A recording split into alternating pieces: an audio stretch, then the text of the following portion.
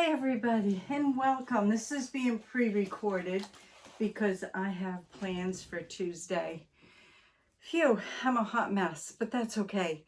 It's very warm out. It's like 77 and very, very humid today. And this is being pre-recorded on Sunday. I just came back from uptown and I was picking grapes today as well.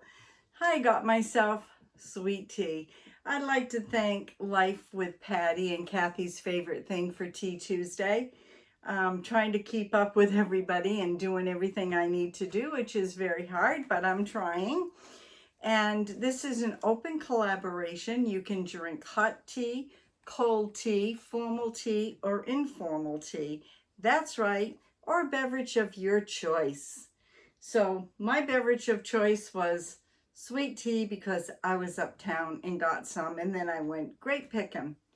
So I just picked a half a peck of grapes, and they were small ones like the size of a blueberry, but they will taste very good.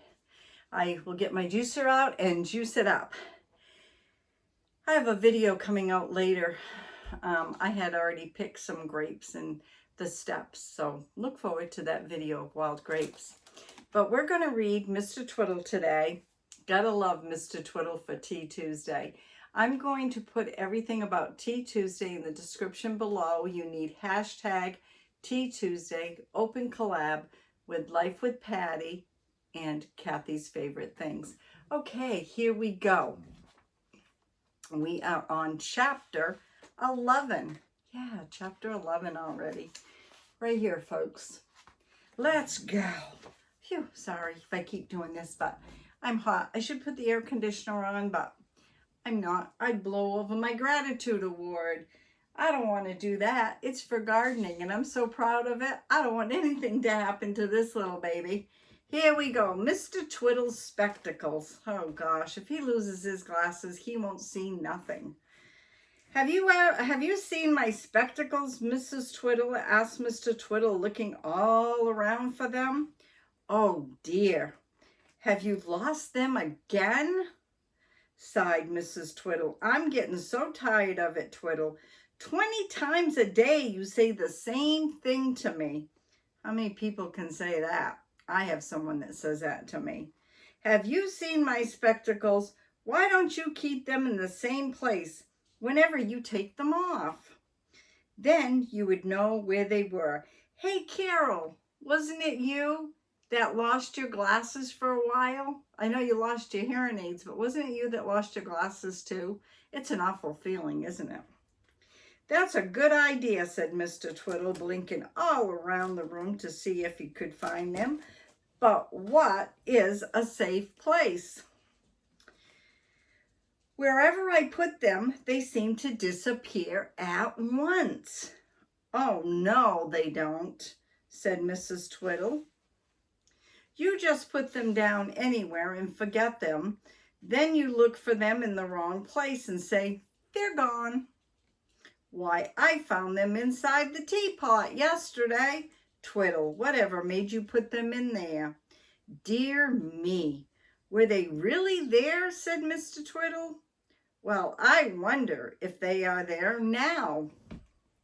But they weren't. Twiddle looked around everywhere, but his glasses really didn't seem to have vanished this time. When did you take them off? Asked Mrs. Twiddle, knitting away hard. Let me see now. Oh, yes, I took them off in the bathroom when I went to wash my face, said Mr. Twiddle. Yes, I distinctly remember doing that. Well, you have probably put your spectacles in the bath then. If I know anything about you, said Mrs. Twiddle, you had better go and look. Mr. Twiddle went and came back looking rather foolish. He had his glasses on his nose. You were quite right, my dear, he said to Mrs. Twiddle. I put them into the bath. I suppose I thought they were safe to be there while I washed, and of course I left them there by mistake. Now listen to me, Twiddle, said Mrs. Twiddle. You just think of some really good place to put your glasses whenever you take them off and always put them there. And then you will never, never have to look for them. You will always know exactly where they are. That is a good idea, wife, said Twiddle. Please now, where would be a good place? On top of the clock, do you think? And do you think they would easily get them off the clock if you were out to tea? Said Mrs. Twiddle. Or suppose you were at the bottom of the garden. Will you like coming all the way to the house to fetch them? No, you won't. Now be sensible, Twiddle, and think of some safe place that is easy to get at wherever you are. Mrs. Twiddle heard the back door bell and she got up to answer it. Twiddle stood and thought about his glasses. Where would be the best place to keep them? He thought, and then he smiled. I know a good place, he said. I'll put them into the brown leather case and slip the case into one of my socks. Oh gosh, I've done that before traveling. I've put glasses and then forgot they were in my socks. Then whenever I want my glasses, all I shall have to do will be bend down and slip the case out of my sock. Ah, that's a good place to be, sure. He put his glasses into the case, bent down and pulled up his trouser leg and slipped the fat brown case on top of the sock. The suspenders kept it tight. His glasses would be quite safe there. Really, that was a very clever idea. Mrs. Twiddle called to him, Twiddle, the fish hasn't come yet. I must go out and get it. I shan't be long. Very well, dear, called Mr. Twiddle. I'll answer the bell whistle when you are gone. Mrs. Twiddle went out. Mr. Twiddle made up the kitchen fire. He shooed the cat away from the larder. He cleaned his shoes slowly till they shone like black polished wood. And then he felt that he really did deserve a sit-down. So down he sat in his armchair. He took up the paper and began to read. But dear me, he couldn't see to read without his glasses. So he looked on the table for them. They weren't there, of course. They were in his left sock. But dear old Twiddle had forgotten all about them. He got up and looked in his chair seat. Sometimes he left his glasses there, but no, they were not there this time. Dear, dear, gone again? Said Mr. Twiddle, really cross. Now, how am I going to read without my glasses? He hunted all around the kitchen. He hunted all around the bathroom. He hunted everywhere except his left sock. Then he wondered what Mrs. Twiddle would say if she came home and found him hunting for his glasses again. I am sure I must have dropped them out of doors somewhere, said Twiddle. I've looked simply everywhere indoors.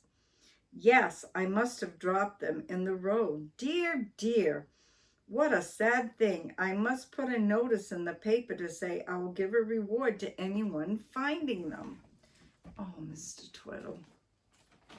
Mrs. Twiddle came back at that time, and Twiddle called to her, I'm just going out a minute, dear. I won't be long. So out he went to the newspaper office. The man there said he could put a notice into the paper about Mr. Twiddle's glasses. He pushed a sheet of notepaper to him. Just write down what you want us to put in the paper, he said. What sort of glasses are they? And so on. Mr. Twiddle took the paper and pen. He stood and thought.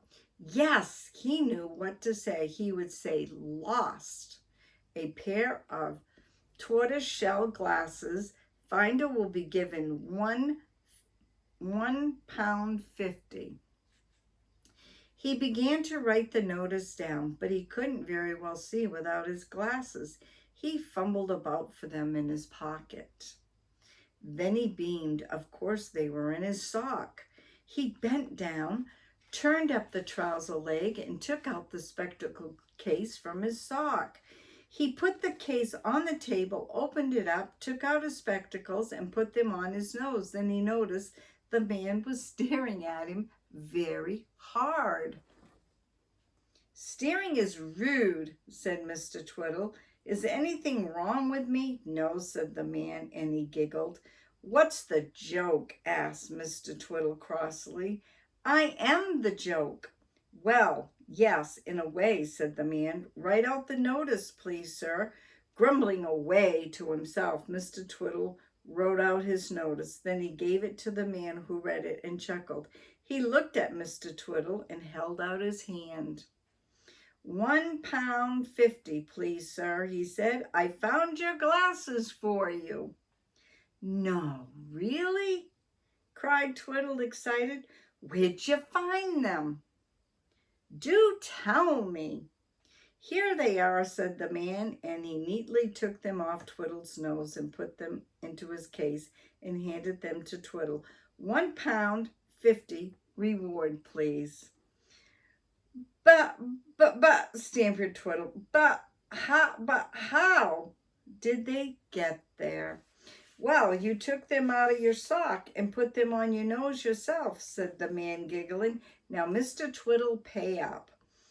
It would cost you £2 to put that notice in the paper, but it will only cost you £1.50 reward. I did find them, didn't I, on your nose?" Mr. Twiddle said, £1.50 is disgusting.